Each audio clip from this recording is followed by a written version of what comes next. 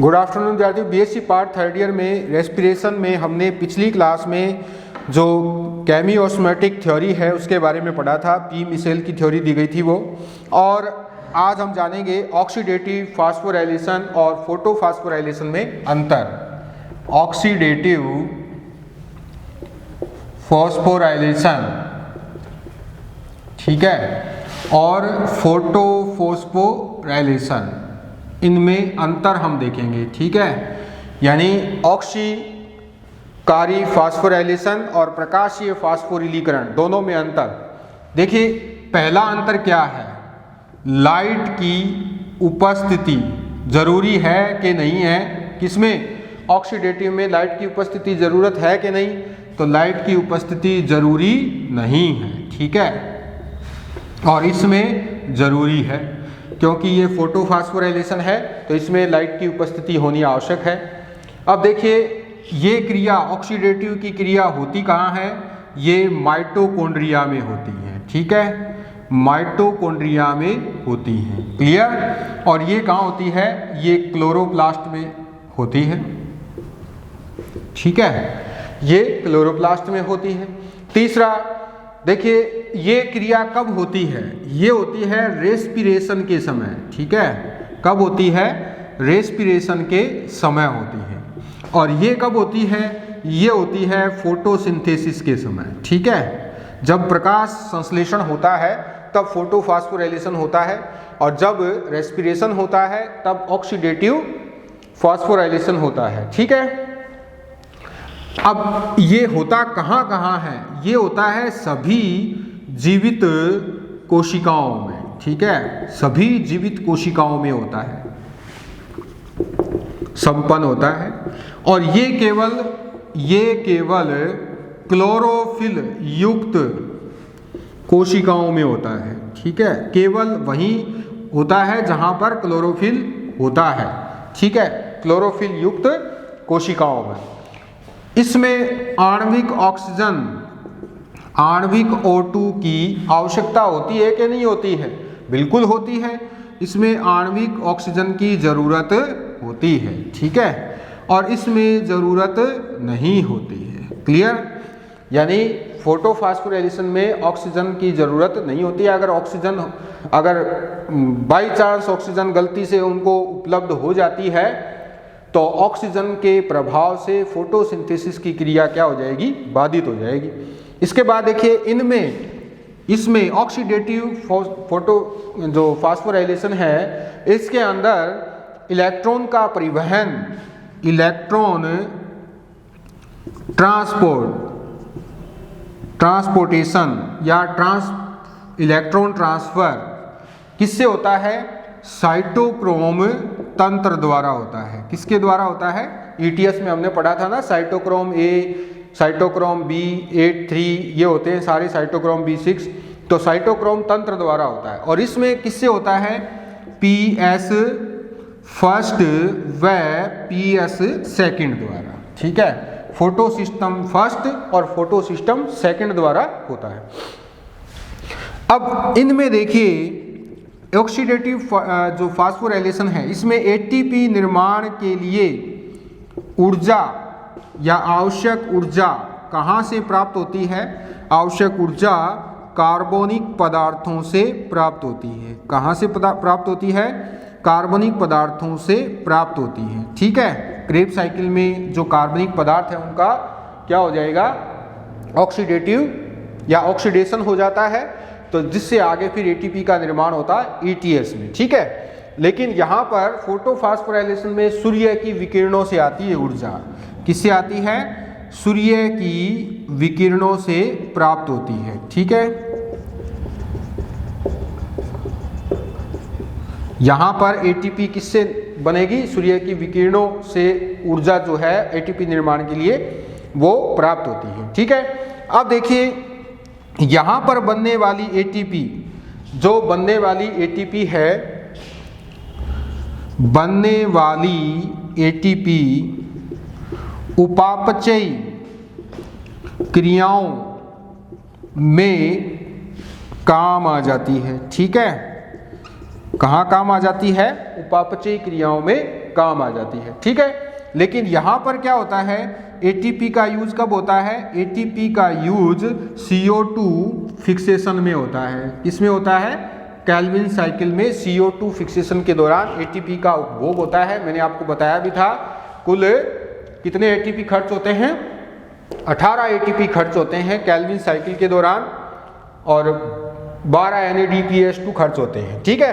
तो बनने वाली एटीपी ऑक्सीडेटिव फास्फोराइलेशन द्वारा बनने वाली एटीपी काम आ जाती है उपापचयी क्रियाओं में, जबकि फोटोफास्फोराइलेशन से बनने वाली एटीपी जो है वो केल्विन साइकिल में काम आ जाती है, ठीक है।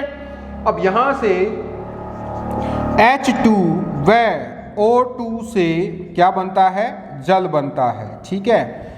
यहाँ क्या बनता है, जल बनता है।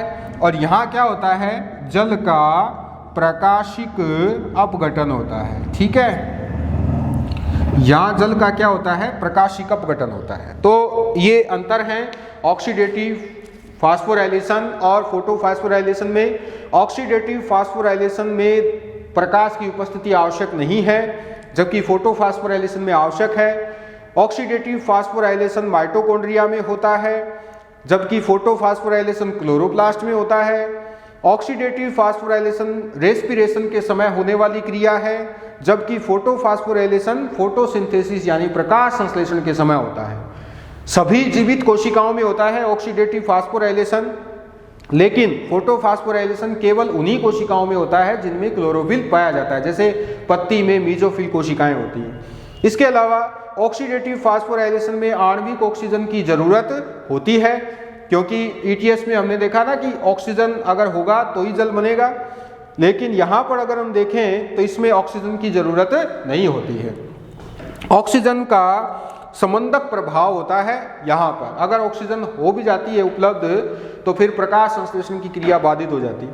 इसके बाद देखिए आगे इलेक्ट्रॉन ट्रांसफर यहाँ पर साइटोक्रोम तंत्र द्वारा होता है, लेकिन यहाँ पर PS फर्स्ट और PS सेकंड द्वारा होगा। एटीपी निर्माण के लिए जो आवश्यक ऊर्जा है वो कार्बनिक पदार्थों से आती है। कार्बनिक पदार्थ स्टोर होते हैं जिनका फिर आगे ऑक्सीडेशन होता है क्रेब्स साइकिल में, और फिर एटीपी निर्माण के लिए ऊर्जा प्राप्त होती है। लेकिन यहाँ पर एटीपी के लिए ऊर्जा कहाँ से आती है, सूर्य की विकिरणों से आती है। यहाँ पर बनने वाली एटीपी उपापचयी क्रियाओं में काम आ जाएगी, लेकिन यहाँ पर बनने वाली एटीपी का उपभोग कहाँ हो जाता है, CO2 फिक्सेशन में हो जाता है केल्विन साइकिल में। और यहाँ पर तो जल बनेगा और यहाँ पर जल का क्या होता है, प्रकाशिक अपघटन होता है। अब कुछ महत्वपूर्ण बातें देख लेते हैं एनर्जी से रिलेटेड। एनर्जी तो बन गई, परंतु कितनी बनती है, कहाँ कहाँ बनती है, ये भी पता होना चाहिए, और उसका रेशो क्या है एनर्जी का, यानी उसकी दक्षता क्या है, ये भी पता होना चाहिए, ठीक है। तो देखिए energy relation of Krebs cycle, energy relation of Krebs cycle.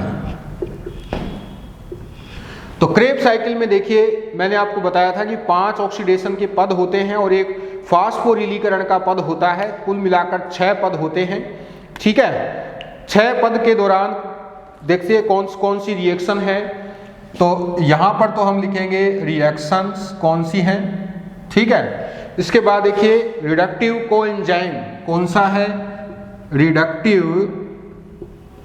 Coenzyme, clear. और वहां पर एनर्जी कितनी बनती है, तो ये हो गई एनर्जी, ठीक है, ATP, क्लियर। तो देखिए सबसे पहली जो प्रक्रिया है जिसमें पायरुविक एसिड से क्या बनेगा, एसिटाइल कोएंजाइम बनेगा, ठीक है। एसिटाइल कोएंजाइम बनने के दौरान NAD जो है वो NAD से NADH2 बनता है, ठीक है। इसके बाद देखिए आइसोसिट्रिक से ऑक्जेलोसक्सिनिक एसिड बनेगा, तब आइसोसिट्रिक से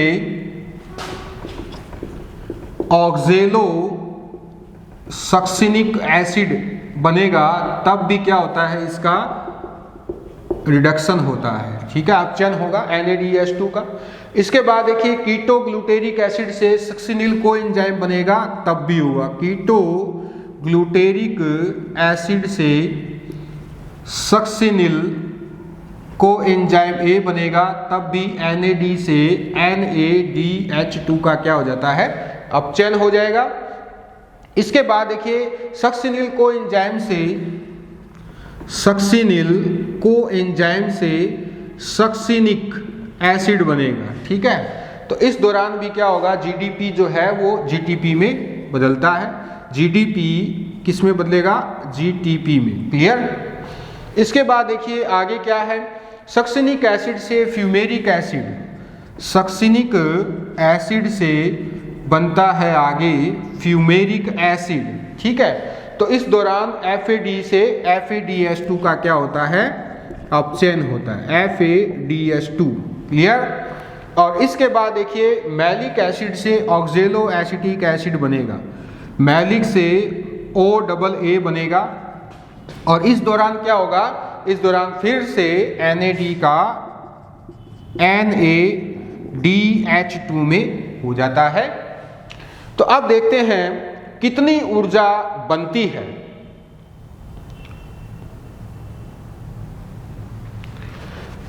यहां पर देखिए NADH2 है, आपको पता होना चाहिए कि NADH2 के एक अणु से कितनी ऊर्जा बनती है, 3 ATP का निर्माण होता है।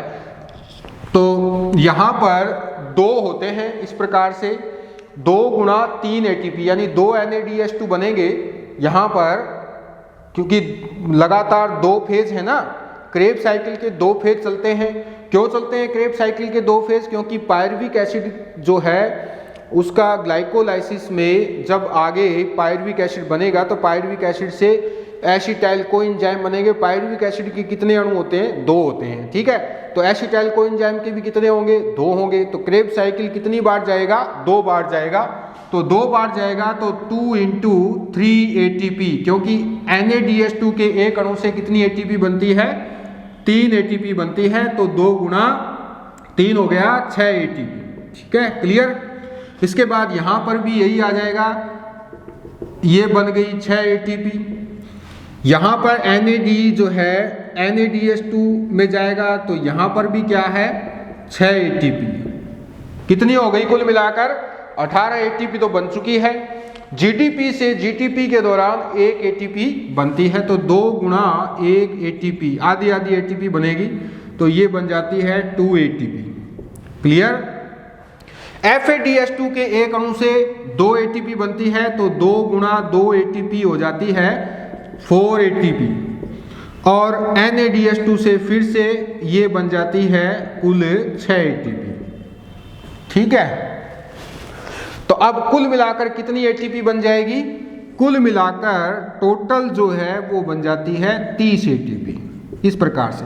यानी एक चक्कर में 15 ATP बनती है, तो 2 चक्रों में कितनी बन जाएगी, 30 ATP बन जाएगी, ठीक है। अब 2 ATP और 2 NADH2 ये कब बनती है, ग्लाइकोलाइसिस में बनती है।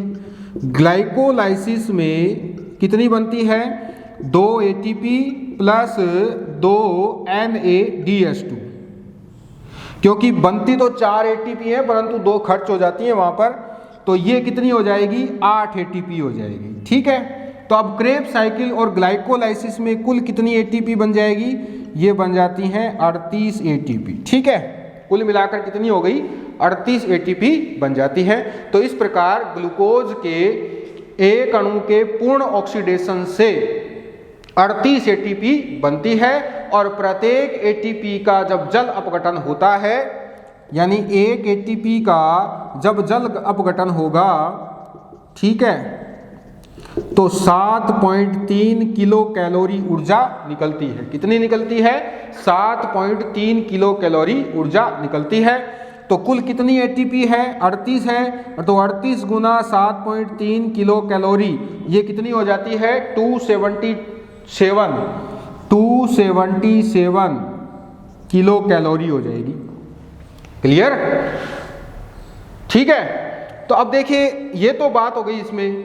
अब ग्लूकोज के एक अणु के ऑक्सीडेशन से कितनी ऊर्जा मुक्त होती है, ग्लूकोज के एक अणु ऑक्सीडेशन से, ग्लूकोज के एक अणु ऑक्सीडेशन से कितनी ऊर्जा मुक्त होती है? 673 किलो कैलोरी मुक्त होती है। कितनी होती है? 673 किलो कैलोरी मुक्त होती है।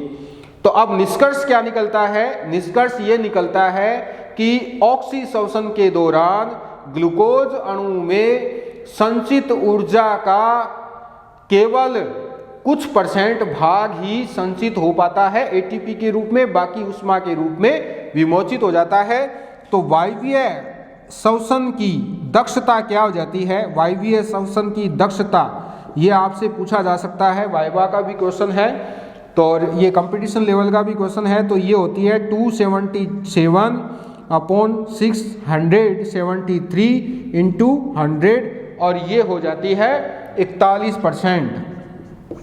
यानी इसका निष्कर्ष ये निकला है कि ग्लूकोज के एक अणु के ऑक्सीडेशन के दौरान, ऑक्सीशोषण के दौरान केवल 41% ही एटीपी के रूप में संचित हो पाता है, बाकी ऊर्जा ऊष्मा के रूप में बाहर निकल जाती है।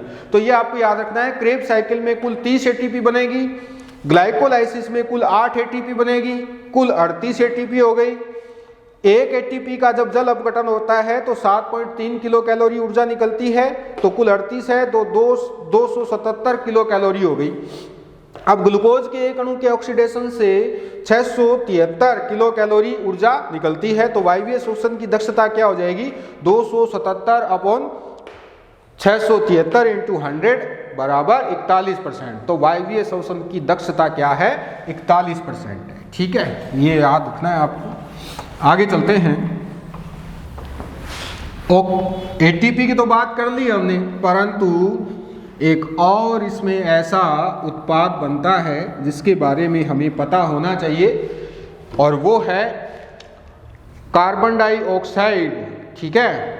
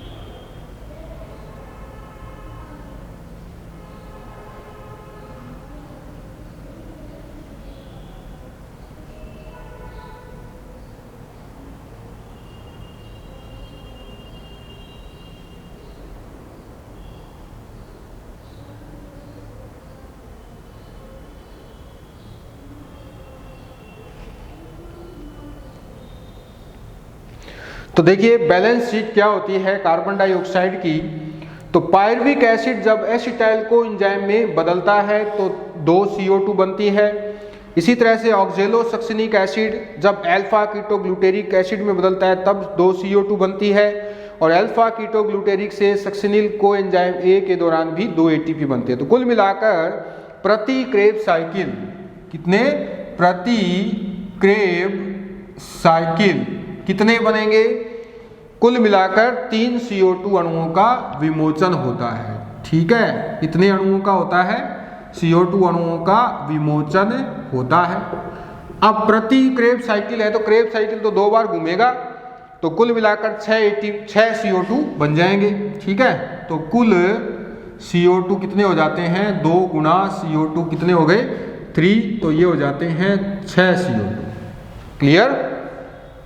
क्योंकि ग्लूकोज के एक पूर्ण ऑक्सीडेशन के लिए क्रेब साइकिल के 2 साइकिल संपन्न होते हैं, इसलिए कुल मिलाकर कितने बन गए?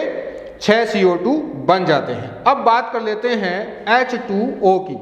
H2O देखिए कुल मिलाकर 16 बनते हैं और 16 में से कितने खर्च हो जाते हैं? 10 खर्च हो जाते हैं और 6 H2O बनते हैं। तो कुल मिलाकर कितने बन जाएंगे? 6 H2O बनते हैं। यानी ये बैलेंस शीट एक तरह की इस प्रकार से है। तो 6 CO2 और 6 H2O। आगे हम पढ़ने वाले हैं ऑक्सीजन की अनुपस्थिति में पायरुविक एसिड का विघटन यानी कि अनॉक्सीशोषण। तो अगला है अनॉक्सीशोषण।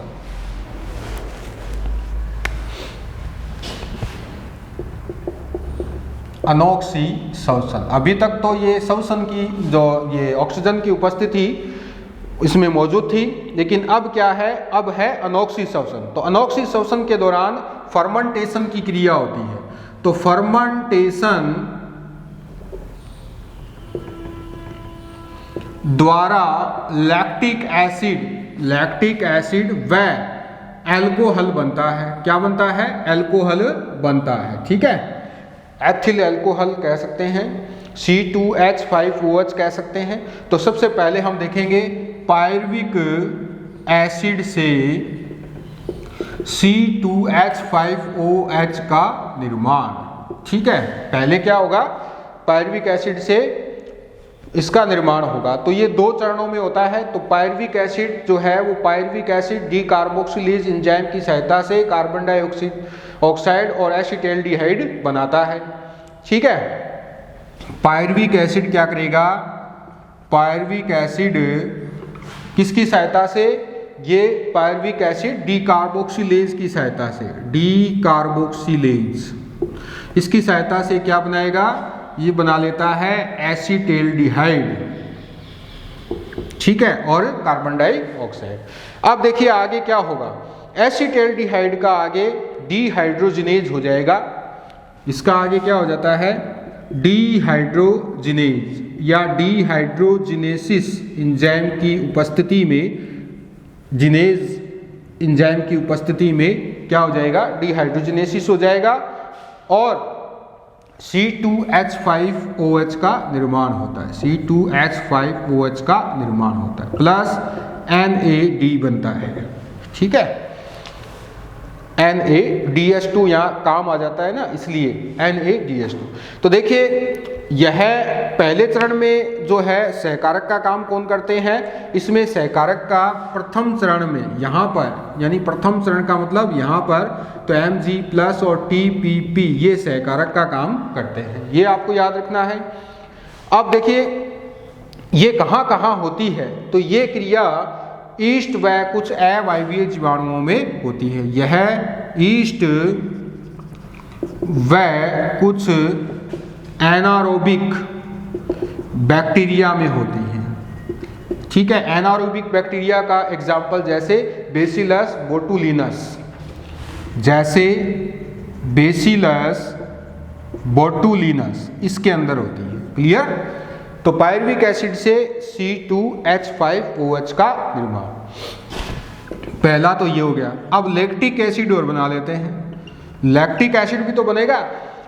यह क्रिया उच्च पादपों में नहीं होती है, परंतु कुछ जीवाणुओं में, कवकों में, प्राणी उत्तकों में पाई जाती है। तो ये उच्च पादपों में एब्सेंट होती है। ठीक है, लैक्टिक एसिड का जो निर्माण है वो उच्च पादपों में नहीं होता, परंतु कुछ जीवाणुओं, कवकों व जो कवकों के साथ जो प्राणी उत्तक हैं उनके अंदर होती है, प्राणी उत्तक में होती है। ठीक है, हमारे शरीर में भी जब हम आराम कर रहे होते हैं तो लैक्टिक एसिड का निर्माण होता है। तो इसमें क्या होगा कि जो पायरुविक एसिड है वो पायरुविक एसिड डीहाइड्रोजिनेज की उपस्थिति में, डीहाइड्रोजिनेज एंजाइम की उपस्थिति में NADH2 की उपस्थिति में और FMN फ्लेवोप्रोटीन ये आगे फिर लैक्टिक एसिड में बदलता है। ठीक है, इस प्रकार से। तो ये है अनॉक्सीशोषण। अब अनॉक्सीशोषण में ऊर्जा उत्पादन कैसे होता है? अनॉक्सीशोषण तो हमने देख लिया, लैक्टिक एसिड और अल्कोहल का निर्माण होता है, लेकिन इस दौरान ऊर्जा कैसे होती है, बनती है, क्या उपभोग है उसका? तो देखिए जो अनॉक्सीशोषण है इसमें केवल जो अनॉक्सीशोषण में केवल 2 ATP बनती है। कितनी बनती है? 2 ATP बनती है, केवल 2 ATP बनती है। परंतु पायरुविक एसिड का जब डीहाइड्रोजिनेसिस होता है तो 2 NaDH2 का क्या होता है, 2 NaDH2 का उपभोग भी होता है। ठीक है, 2 NaDH2 का क्या होगा, उपभोग होता है। तो इस प्रकार ग्लूकोज के एक अणु से अनोक्सी श्वसन की शुद्ध ऊर्जा क्या है, 2 ATP है। अब एक ATP से मैंने आपको बताया था कि एक ATP से कितनी बनती है ऊर्जा, किलो कैलोरी बनती है। तो कुल कितनी है, 2 है, 2 × 7.3, तो कुल कितनी हो जाती है ये 14.6 हो जाएगी, 14.6। अब देखिए एक ग्लूकोज के ऑक्सीडेशन से कुल कितनी बनती है, 673 बनती है। तो 14.6/673 × 100, तो ये कितनी दक्षता है इसकी, केवल 2.2% है। तो अनोक्सी श्वसन की दक्षता क्या है, 2.2%, जबकि ऑक्सी श्वसन की दक्षता क्या थी, 41%। तो इस प्रकार से ये हो जाता है हमारा अनोक्सी श्वसन। और कल की क्लास में हम HMP यानी हेक्सोज मोनोफास्फेट पथ और इसके अलावा एंटेरोड्यूरोव पाथवे, इन दोनों का अध्ययन करेंगे, जो कि हमारा रेस्पिरेशन के लास्ट टॉपिक होंगे ये। ठीक है, तो आज के लिए बस इतना ही। Thank you.